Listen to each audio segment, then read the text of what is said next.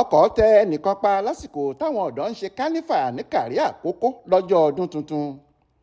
ṣé nìbànújẹ́ dorí àwọn èèyàn kodò nílùú Ìkàrẹ́ Àkókó lọ́jọ́ ọdún tuntun 2024 tá a wà yìí pẹ̀lú bí ọkọ̀ bọ́ọ̀sì Y5 kan ṣe tẹ ẹnìkan pa tí àwọn méjì sì tún farapa níbi tí wọ́n ti ń ṣayẹyẹ kánífà.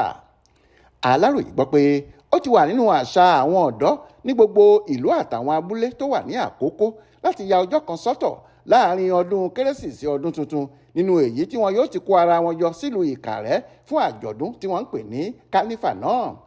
Ayẹyẹ táwọn ọ̀dọ́ kan láti agbègbè Òlékèlédè Èkàn nílùú Ìkàrẹ́ ń ṣe lọ́wọ́ rèé lálẹ́ ọjọ́ ajé Monday ọjọ́ kìíní oṣù kìíní ọdún yìí nígbà tí ohun tí wọn kò ronú rẹ̀ tẹ́lẹ̀ déédéé ṣẹlẹ̀ láàrin wọn lójijì.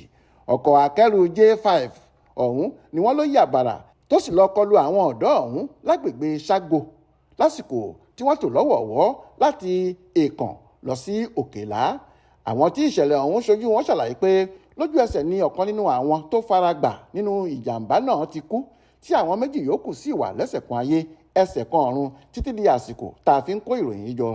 Àwọn aráàlú kan tó bá Aláròyé sọ̀rọ̀ ìyẹn alàgbà Òjó Dáúdà àti Àbúbalógun bu ẹnu àtẹ́ lu ìwà jàgídíjàgan tọ́pọ̀ àwọn ọ̀dọ́ ọ̀hún máa ń hù lásìkò tí wọ́n bá ní wọ́n ń ṣe kánífà ọdọọdún wọn.